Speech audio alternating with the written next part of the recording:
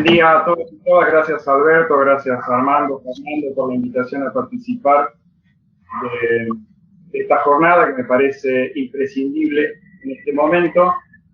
Todos estos días, desde que empezó todo esto, estamos viendo, escuchando en los medios masivos de comunicación, diferentes especialistas de diferentes lugares, muchos del campo de la medicina, muchos del sector de la infectología, pero hemos visto pocos profesionales de la salud y seguridad en el trabajo, fundamentalmente médicos del trabajo, especialistas en higiene y seguridad, por lo cual me parece un espacio sumamente importante que tenemos que explotar y dar a conocer nuestro conocimiento, porque en materia de salud y de protección de los trabajadores, tanto los médicos, especialistas en medicina del trabajo, como los especialistas en higiene y seguridad son quienes tienen el mayor conocimiento y la mayor experiencia en estas temáticas. Bueno, lo que a nosotros nos han pedido es tratar de responder algunos cuestionarios, algunas preguntas. El módulo de nuestra charla se llama Preguntas y Respuestas de la Medicina.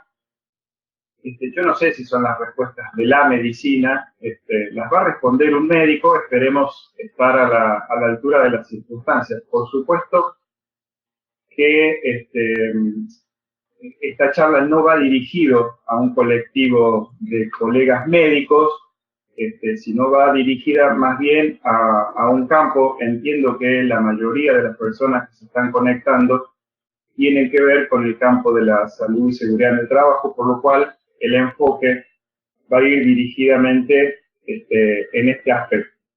La pregunta es: ¿cuál es el tiempo de contagio previo siendo asintomático? Y en este punto hay que hacer una breve aclaración, porque de acuerdo a donde uno tome cierta bibliografía o cierta literatura, hay algunos conceptos que son importantes aclarar. Para todos nosotros, incluso para el ámbito del equipo de salud, un paciente asintomático, en la jerga cotidiana y del sentido común, es aquel que no presenta síntomas. Sin embargo, la Organización Mundial de la Salud establece un criterio en el marco de la pandemia por COVID-19, un criterio mucho más estricto.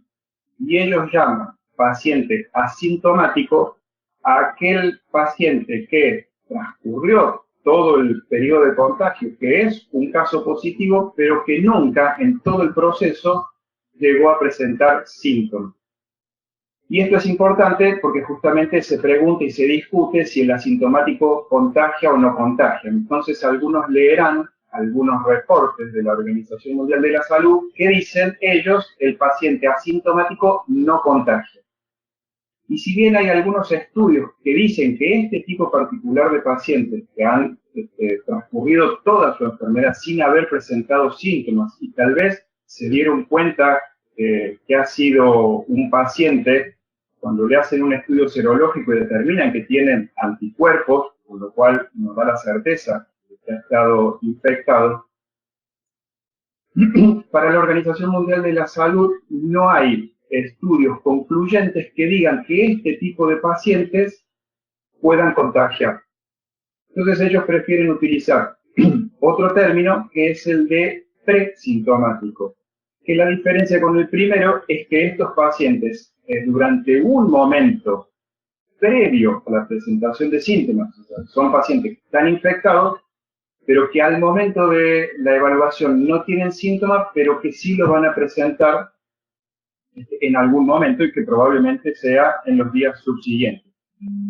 Y en estos pacientes sí está demostrado que en ese periodo asintomático contagian. Y justamente ese periodo asintomático es lo que de alguna manera está explicando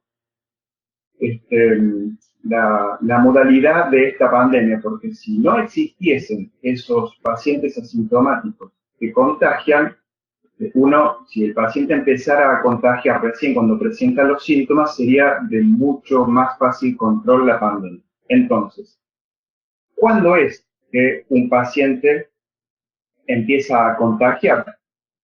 Si nosotros tenemos un eje donde en las abscisas tenemos los días desde el inicio de los síntomas y suponemos que el día 0 es el día en el que inician los síntomas, el momento del contagio en promedio aparece alrededor del 5.º y 6.º día previo al inicio de la sintomatología. Algunos, porque todo esto varía de acuerdo a cómo se hagan los estudios, con qué corte, en qué contexto, con qué elementos, con qué prueba. El consenso que hay hoy es que más o menos 5 o 6 días previo a la aparición de síntomas está el contagio. Algunos sostienen que ese espacio es solamente de 2 o 3 días, pero hay algunos estudios que informan que hasta 14 días previos al inicio de la sintomatología puede haberse dado el contagio.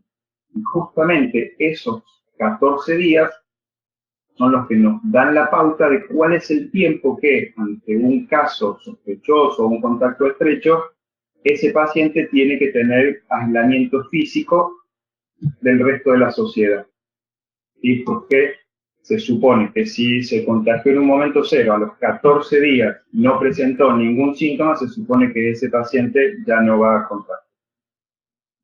La siguiente pregunta es, ¿qué significa la carga viral y qué valor tiene en este caso desde el punto de vista de la probabilidad de contagio? Fundamental. Carga viral es un concepto que se usa desde hace mucho tiempo y adquirió una relevancia sumamente importante en infección por VIH. Para no entrar en complicaciones técnicas, uno podría decir que la carga viral, en un vocabulario más conocido por ustedes, es la dosis. La dosis infectiva o la dosis contaminante de este riesgo particular, que en este caso es el virus.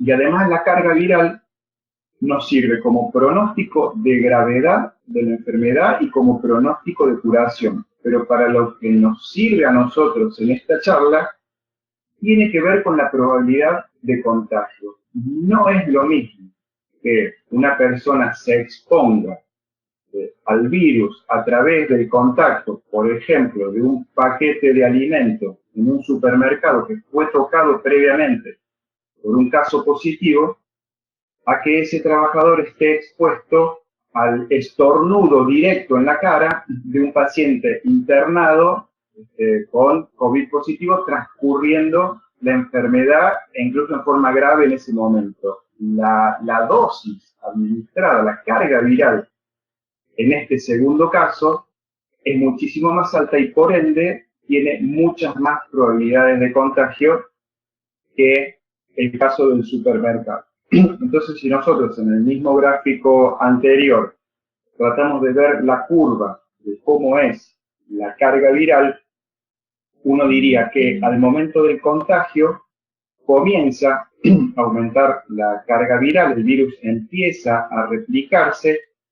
A partir de que empiezan los síntomas, ya existe algún grado de carga viral, el cual se hace máximo alrededor de los 5 o 6 días después de la aparición de los síntomas. Pero si contamos el periodo previo y usamos el promedio de los 5 o 6 días antes, podemos decir que el pico de la carga viral aparece entre los 12 a 15 días desde el contagio.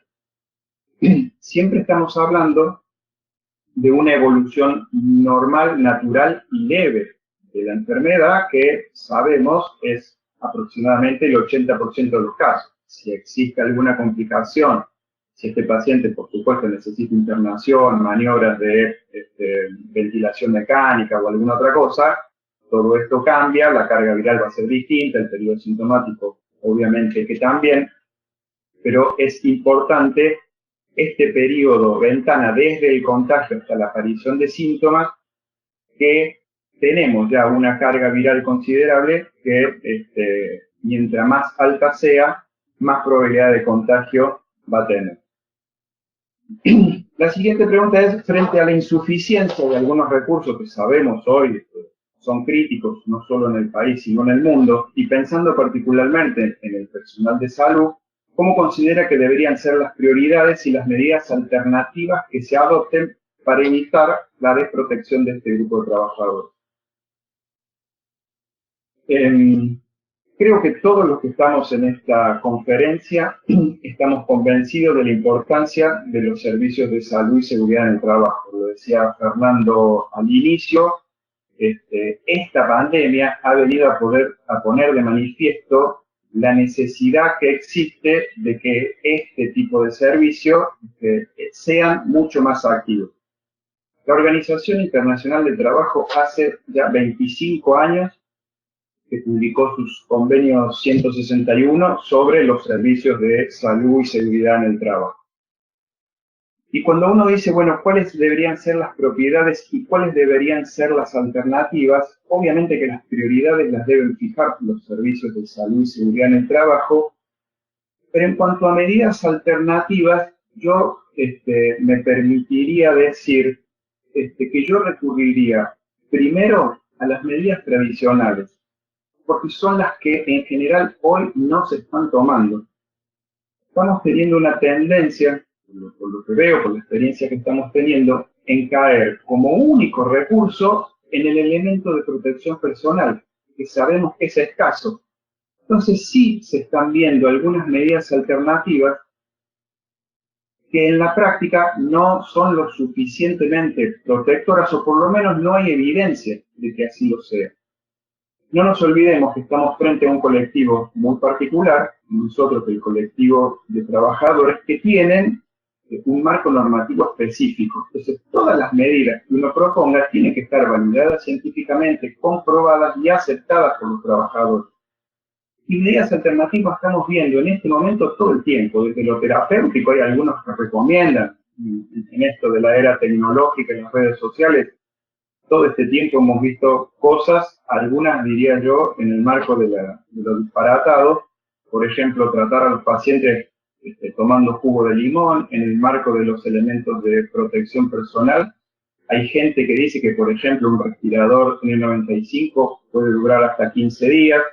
Entonces esto se lo informan a la gente, y la gente que mucho conocimiento no tiene dice, bueno, si la autoridad me dice que puede durar 15 días y lo cuido, lo puedo hacer durar 20, y algunos están recomendando hasta que puede durar 30 días.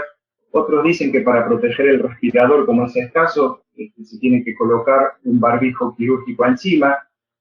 Como tampoco esto se cuenta, entonces la gente interpreta que mientras más barbijo tengo, más protección tengo.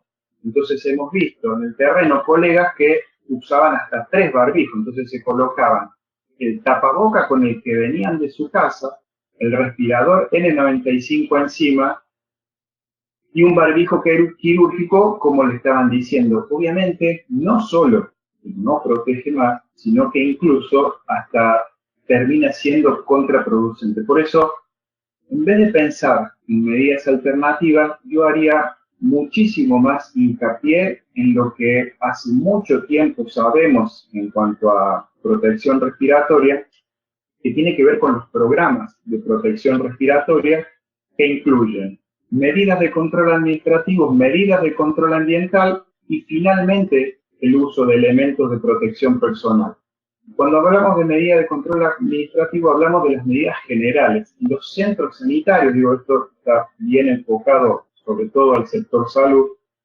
En los centros sanitarios tenemos que tener, pero claramente, los procesos y la organización del trabajo. No puede ser que las áreas de triage donde se selecciona qué paciente va a ser derivado, por ejemplo, a una unidad de aislamiento o a hacer determinado estudio, no puede ser que esas áreas estén en el fondo, por ejemplo, de la institución donde el paciente, si es un caso positivo, transcurrió y contaminó todo a su paso.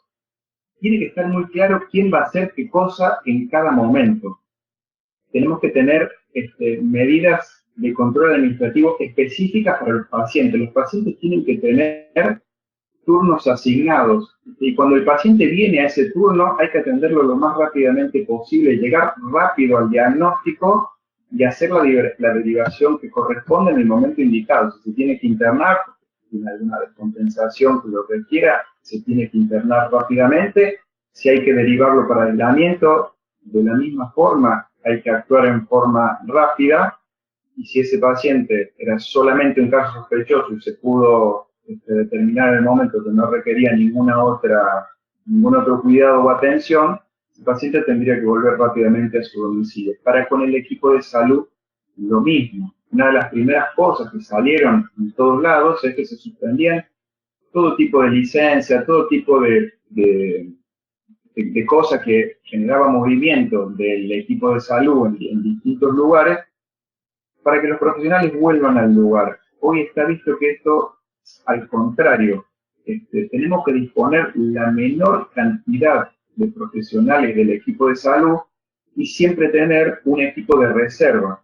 Es recomendable que los equipos de salud, en la medida que la dotación sea posible, que se dividan, que un grupo vaya los días pares y el otro día vayan los grupos impares, porque si alguno de esos colegas llega a tener la enfermedad, llega a dar positivo, el resto de los colegas que tuvieron en contacto estrechos, necesariamente, obligatoriamente, se van a tener que aislar, y lo que terminamos haciendo es perder todo ese tipo de trabajo. Si logramos separarlo en dos y aparece un caso positivo, el otro grupo podría reemplazar al primero durante el periodo.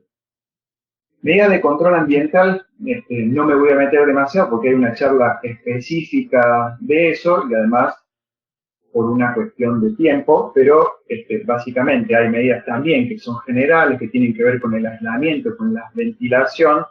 También hay medidas específicas para con los pacientes.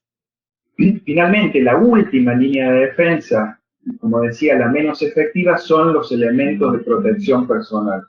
Y cuando hablamos de elementos de protección personal, hablamos de todo, el elemento básico, mínimo, indispensable para que un trabajador de salud entre en contacto con un paciente sospechoso, son los guantes, el camisolín, la protección respiratoria y la máscara facial. Después, de acuerdo a las circunstancias, al momento, a la práctica que se va a realizar, se pueden ir agregando otras, pero ese es el equipo básico.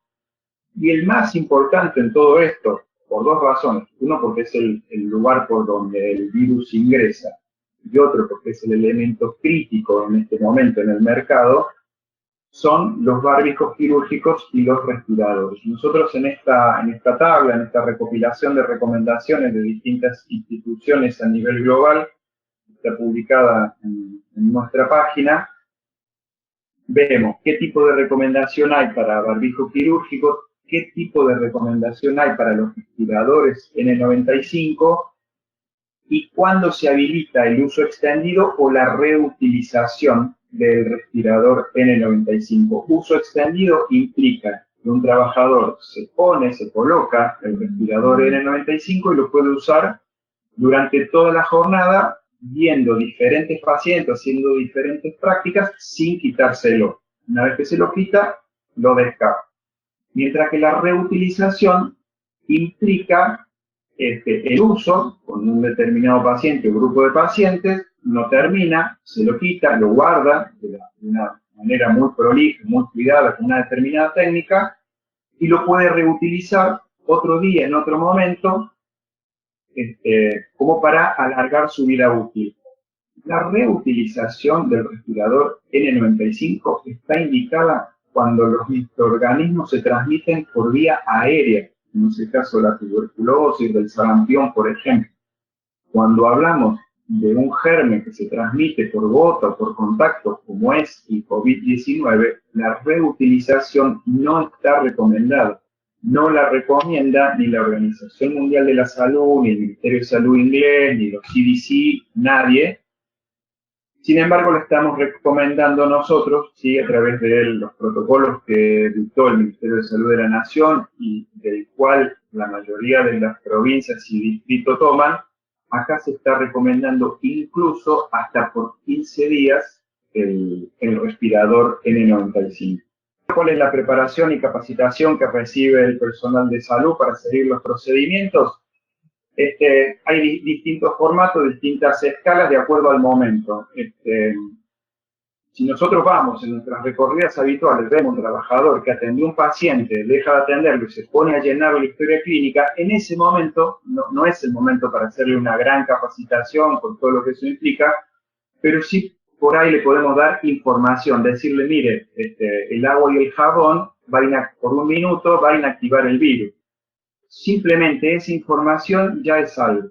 Luego, por supuesto, tenemos la capacitación de cómo tiene que usar los elementos de protección personal, todo lo que vimos antes, ¿sí? Que atiendan rápido a los pacientes, que lleguen rápido al diagnóstico, cómo usarlo y cómo retirar, sobre todo cómo retirar el elemento de protección personal, que en este ámbito es mucho más importante porque es el momento en el que se puede dar la contaminación.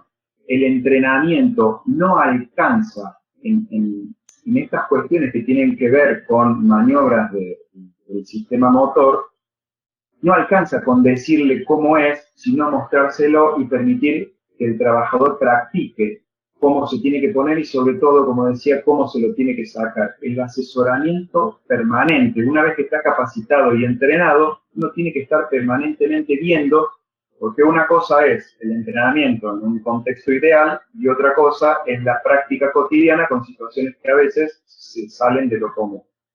Entonces, en ese momento da el asesoramiento para decirle, te faltó esto, te sobró aquello, todo esto enmarcado en un programa de formación general de protección de riesgo del trabajo en forma continua. ¿Y cuál es la mejor forma de controlar a los posibles contagiados? A mí me parece que esta pregunta habría que reformularla, porque aquel que fue contagiado y que tiene permiso de retornar a su espacio de trabajo es porque ya ha pasado controles que son, sí, muy estrictos. Uno tiene el seguro y el reaseguro. Hay 2 pruebas de laboratorio que tienen que dar negativas para que un trabajador pueda, o un paciente en general, pueda volver a su vida cotidiana.